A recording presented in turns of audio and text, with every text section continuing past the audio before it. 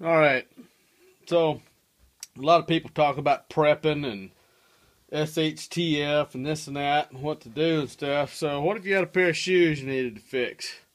A pair of shoes the sole started coming off of. And I just went ahead and did a little bit of masking tape on there. Put them like they're supposed to be, masked it off so I don't get the glue on there. So a lot of shoes are built like this these days. For if they're leather or cloth, you can use regular old contact cement on them.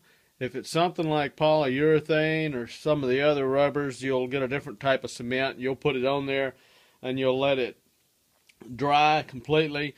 You'll put it under a heat lamp and then until it gets real tacky, and then you'll put it back together on those. On these here, we're just going to use regular contact cement. Now, if you've got a pair of Air Jordans, you don't want to do what I'm going to do next.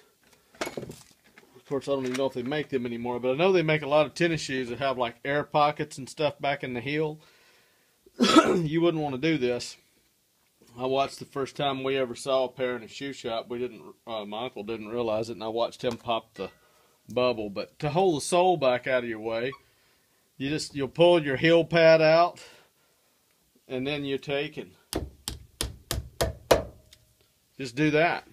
And that'll hold that out of your way, you know, because you're working by yourself. And I was a shoe repairman for several years.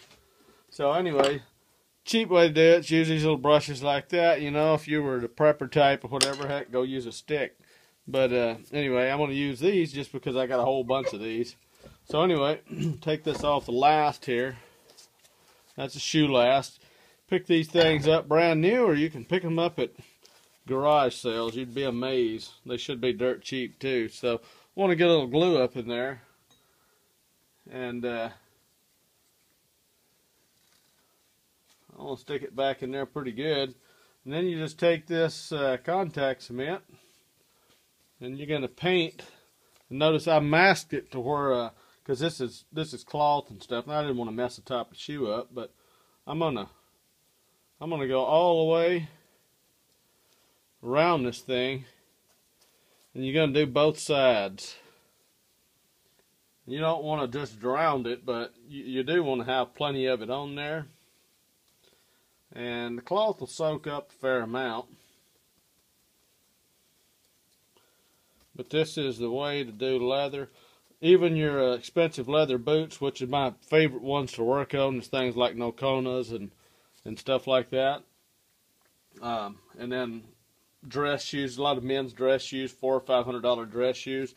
Those leather shoes and stuff in there, they'll use regular contact cement in the factories in a lot of cases on one side to keep the cork insoles and stuff from moving around. Now this shoe right here actually happens to has the sole, and then it's got like a padding or an insole is actually between the sole of the shoe and the inner sole here. So there's actually your padding here, and that's what you'll have in most of your shoes. Is you're going to have your upper on your shoe, and then you're going to have your insole, and then you're going to have some type of padding between your sole and your insole here. And in this case, they use some type of a rubber stuff.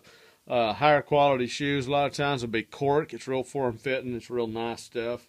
But you can use all kind of stuff. And when you have your shoes worked on, if you have a half soles or whole soles redone, they should change that cork out. Now the only difference of what I'm doing here, if you was to do new half soles on a shoe,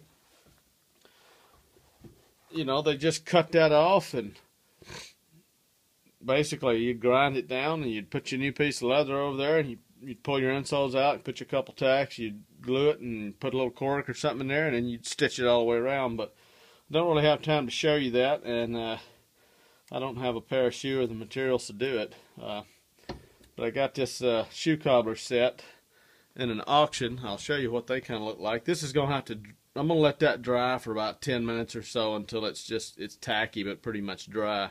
And in the meantime, you may see these old shoe cobbler kits, just a wooden box, whatever. This one's just got a couple things in it. You can buy these leather punches online.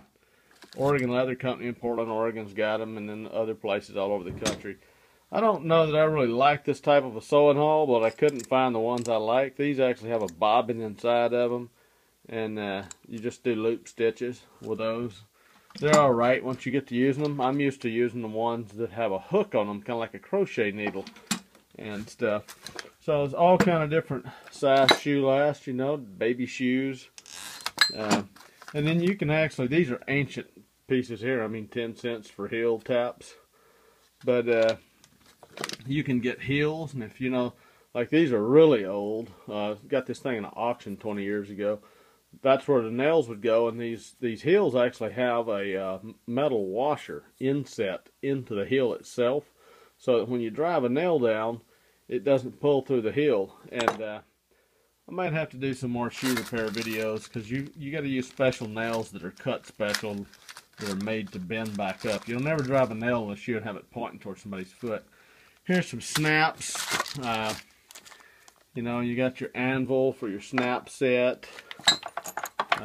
You put your snaps together. You take this particular tool here.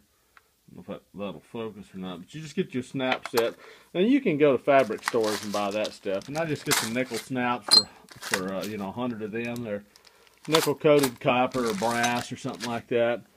You got a skiving knife. It's kind of handy in shoe repair, and then you got you an awl for punching holes, and you can use wood pegs. Some of your real high quality country western boots, and boots and shoes made before the 1900s a lot of times, and even today some of them will. You'd poke a hole with this, and you'd put a oak or hickory or some other type of wooden peg in that hole, and you'd hammer it down on the sole of that shoe, and you'd actually peg it, and you can use wood pegs to put a shoe together.